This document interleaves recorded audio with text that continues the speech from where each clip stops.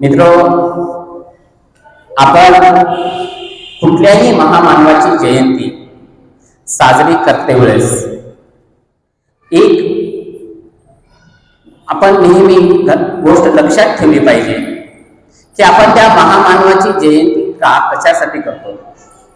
तर येणाऱ्या पिढीला आपण आपल्या महामानवांना त्यांच्यापर्यंत पोहोचवायचं आहे.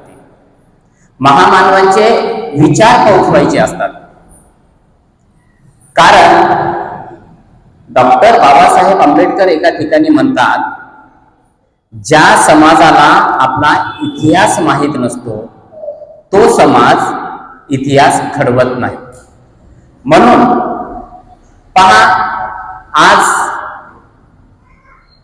तथागत भगवान बुद्धांचा जर धम्म आपल्यापर्यंत पोहोचला असेल तर त्याचं कारण दोन व्यक्ती आहेत, दोन महामानव आहेत.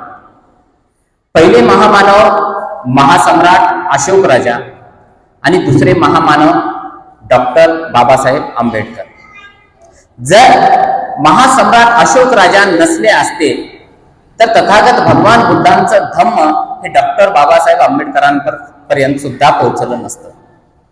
म्हणून आपणाला ह्या गोष्टी आपल्या समाजामध्ये रुजवणं फार गरजेचं आहे आणि याच माध्यमामधून सर्व महामानवांची जयंती झाली पाहिजे.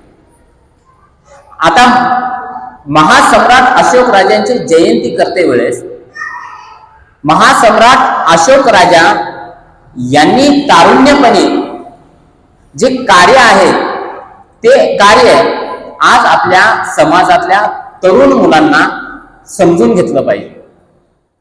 पहा, सम्राट अशोक राजा हे तारुण्य असते वेळेस त्यांचे वडील बिंदुसार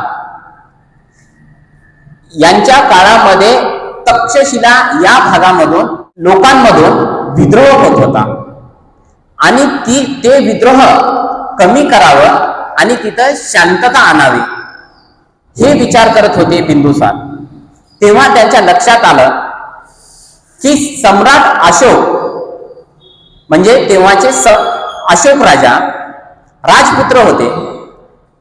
त्यांना बिंदुसारनं तक्षशिला येथे जाऊन तिथलं जे बिघडलेलं वातावरण होतं, तिथं जे विद्रोह उठणार होता पब्लिक मधून राजाविरोधात, तर ते शांतता कायम तिथं असावी अशा पद्धतीनं वातावरण तयार करावं म्हणून अशोक राजांना आदेश दिले बिंदुसार राजाने की आपण जावं आणि तक्षशिला येथे पूर्ण लोकांमध्ये शांतता आणावी. पहा, मी याच्यासाठी ही घटना सांगतो की सम्राट अशोक राजा जेव्हा तक्षशिला येथे गेले तेव्हा त्या ठिकाणी जाऊन तिथल्या लोकांचे सुरुवातीला प्रश्न समजून घेतले.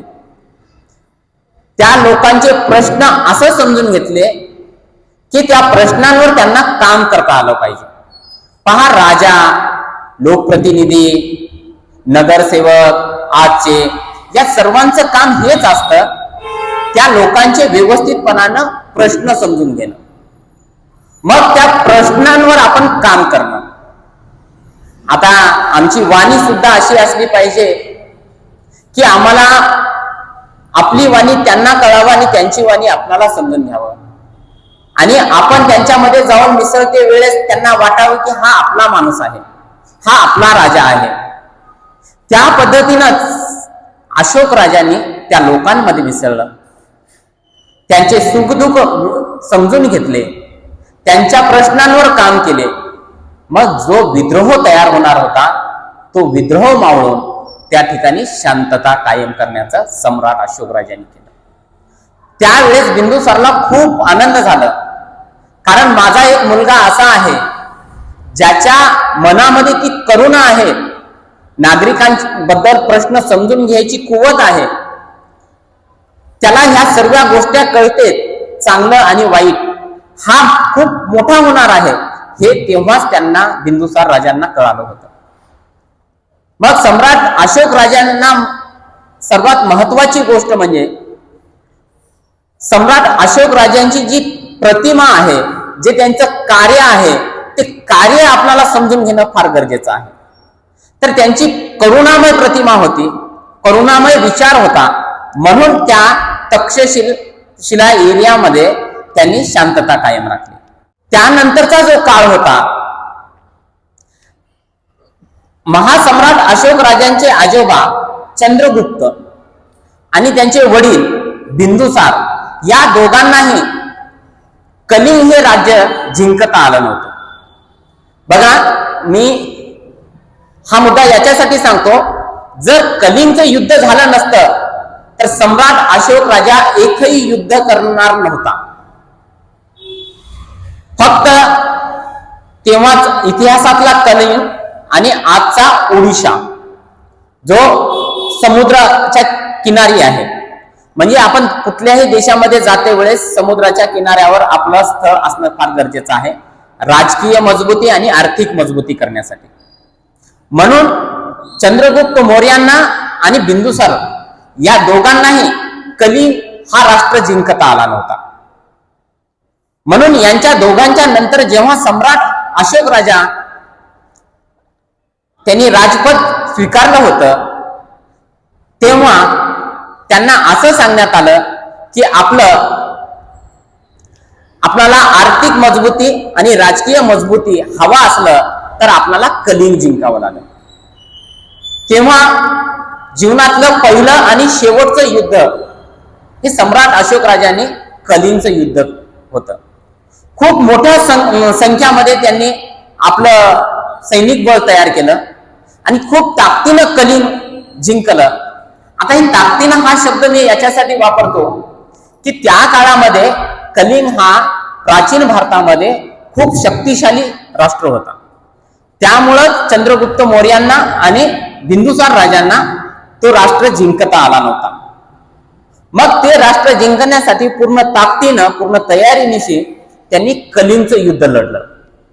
आता कलिंगचं युद्ध तेवढ्या ताकदीनं लढल्यानंतर तर हानी होणारच होती. लाखो सैनिक मेले, त्या कलिंग मधले मेले, यांचे सैनिक पण मेले, खूप मोठी नुकसानी झाली. पण एकीकडे एक आनंद होता सम्राट अशोक राजाच्या मनामध्ये की माझ्या आजोबांना किंवा वडिलांना हे जिंकता आलं नाही, पण मी कलिंग राज्य जिंकलो आणि आपलं राजकीय मजबूती आणि आर्थिक मजबूती होणार. तेवढ्यामध्ये जेव्हा त्यांना वाटलं की मी खूप मोठी कामगिरी केली, त्याच वेळेस त्या ठिकाणाहून भंतेजी जात होते. तेव्हा त्या भंतेंना अभिवादन केले आणि ते सांगितले, मी कलिंग हा राष्ट्र जिंकलो, एवढं शक्तिशाली राष्ट्र मी जिंकलो आणि मी खूप मोठं पराक्रम केलो. तेव्हा सम्यक वाणीमध्ये भंते सांगतात, तुम्ही कुठले सम्राट? सम्राटचा अर्थ असा असते या निसर्गाचं संगोपन करणं, प्राण्यांवर करुणा दाखवणं, इथल्या प्रत्येक जीवाचं संरक्षण करणं. अहो, तुमच्या विचारांमुळे तर एवढी हानी झालेली आहे. अनेक पत्नींचे पती इथं निधन झालेले आहेत, अनेक आईंचे लेकरं इथं निधन झालेले आहेत आणि अनेक इथे जीव गेलेले आहेत तुमच्या एका विचारामुळं. तर हा चक्रवर्ती सम्राट होऊ शकत नाही. चक्रवर्ती सम्राट म्हणजे संरक्षण करणारा असतो, मारणारा नसतो. या सम्यकवाणीमधून महासम्राट अशोक राजांना हा संदेश पोहोचला होता की आपण निसर्गाच्या विरोधामध्ये हे काम केलेले आहे. कारण आजच्या परिस्थितीमध्ये पण पहा, इराणचं आणि अमेरिकेचं युद्ध चालू आहे, इराणचं आणि इस्रायलचं युद्ध चालू आहे. या युद्धामधून काहीच निष्पन्न होणार नाही. जगातल्या प्रत्येक देशाला याचं कष्ट, याचं दुःख सोसावं लागणार आहे. पण बुद्धाचं तत्वज्ञान असं आहे की प्रत्येक माणसातल्या आतल्या शांतीला शोधून तो शांत करणं, आपली सत्सद विवेक बुद्धी जागृत करणं. जेव्हा भंतेंची वाणी सम्राट अशोक राजांच्या कानापर्यंत पोहोचत होती, तेव्हा त्यांचं विवेक जागृत होत होतं, तेव्हा त्यांच्या आतली शांतता जागृत होत होती, तेव्हा त्यांच्यामधली करुणा जिवंत होत होती. त्यांना असं वाटत होतं की मी फक्त हे 10 मिनिटाचं, अर्ध्या घंट्याचं, 1 घंट्याचं प्रबोधन ऐकत आहे, तर माझ्यातलं विवेक जिवंत होत आहे, माझ्यामधली करुणा जिवंत होत आहे, माझ्यामधली शांतता निर्माण होत आहे. तर या गोष्टींमध्ये किती मोठी ताकद आहे. त्या क्षणी त्यांनी 10 दिवसांनी ठरवलं की मी धम्म दीक्षा घेईन आणि राहिलेले पूर्ण आयुष्य मी भंतेजी ज्या तथागतांनी धम्म दिलेले आहे त्या धम्माचा प्रसार आणि प्रचार करेन. पहा, आपण महामानवांची जयंती कशासाठी करतो? तर कुठल्या स्वरूपामध्ये तथागत भगवान बुद्धांना जिवंत करण्याचं काम, तथागत भगवान बुद्धांनी दिलेल्या धम्माला जिवंत करण्याचं काम महासम्राट अशोक राजांनी केलं. असं तसं केलं नाही तर आज 2500 वर्ष होऊन गेलेत, तरी आज आपल्या समोर जशास तसा तथागतांचा धम्म फक्त सम्राट अशोक राजांमुळे आहे. मित्र, मला एकच सांगायचं आहे की सम्राट अशोक राजा हे त्या काळामध्ये तथागतांचे वाक्य प्रत्येक चौकामध्ये लावून ठेवत होते, शिलालेखाच्या स्वरूपामध्ये. अनेक सांगता चित्र तथागत भगवान बुद्धांचे त्यांनी कोरून ठेवलेले आहेत लेण्यांमध्ये. तथागत भगवान बुद्धांचे प्रत्येक विचार मानवांपर्यंत पोहोचावं या उद्देशानं सम्राट अशोक राजाने त्या काळामध्ये काय काय करता येते ते केले. आपल्या आजूबाजूच्या देशांना सुद्धा ते सांगत होते की तथागत भगवान बुद्धांच्या धम्मामध्ये फक्त मानवाचं हित आहे आणि हा धम्म तुमच्या राष्ट्रामध्ये रुजवावं. अनेक लोकांना ते आवडत होतं, अनेक राष्ट्र बुद्धमय होत होते. आज तुम्हाला जगाच्या 200 देशाच्या पातळीवर जर बघितलात, एवढंसं छोटस देश आहे जपान, ते बुद्धमय झालं आणि आज प्रगतीपथावर आहे. फक्त बुद्धमय धम्ममय असल्यामुळं आज चीन, आपण एक 25-30 वर्षाच्या मागे जर गेलो तर चीन खूप मागे होता, पण फक्त धम्माच्या विचारामुळं तथागतांनी दिलेला धम्म ते अंगीकारले. आज पहा, आज एक जगातला मोठा देश म्हणून, शक्तिशाली देश म्हणून आज चीनकडे बघल्या जातं. असे अनेक देश आहेत जे तथागतांचं धम्माला स्वीकारून ते स्वतःची प्रगती करून घेतले. त्याचबरोबर आपल्या देशाला सम्राट अशोक राजांच्या काळामध्ये ज्ञानाची भूमी म्हणून आपल्या देशाला पाहत होते. पूर्ण जग ज्ञान जर घ्यायचं असेल तर भारतामध्ये गेलं पाहिजे. त्याचं कारण होतं महासम्राट अशोक राजांच्या काळामध्ये जी नालंदा विद्यापीठ होती. दुसरं विद्यापीठ म्हणजे तक्षशिला विद्यापीठ होतं.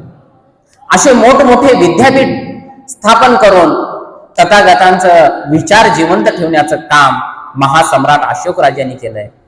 म्हणूनच आपण महासम्राट अशोक राजांची जयंती छोट्या स्वरूपात का होईना आज आपण साजरी करत आहोत. मित्र, रक्ताच्या वंशजापेक्षा विचाराचे वंशज खूप महत्वाचे असतात, हे आपले डॉक्टर बाबासाहेब आंबेडकरांनी सांगितलेले आहे. म्हणून आपणाला जर अनुयायी व्हायचं असेल तर आपणाला तथागतांच्या विचारांसारखं महासम्राट अशोक राजांनी प्रचार केलेल्या विचारांना घेऊन आणि डॉक्टर बाबासाहेब आंबेडकरांनी जो विचार दिला आम्हाला, तो विचार घेऊन जगलं पाहिजे. मला माहित आहे की आपण खूप मोठं परिवर्तन काही करू शकत नाही, पण कासवाच्याच गतीनं का होईना आणि तथागतांचं धम्म पेरणी करत राहावं आणि ह्याच पेरणीमध्ये आपलं हित आहे हे आपण समजून घेऊ. कारण तथागतांचं धम्म असा आहे की तो धम्म सांगण्याच्या अगोदर जर मी समजून घेतलो तर सर्वात अगोदर माझं हित होते हे मला ठाऊक आहे. मला इथं जर 2 शब्द बोलायचे असतील तर मला सम्राट अशोकाचे कार्य समजून घेतले पाहिजे, तरच मी तुमच्या समोर 2 शब्द बोलू शकतो. आणि ते समजल्यानंतर माझ्या जीवनामध्ये परिवर्तन 100% होणार आहे मला माहित आहे.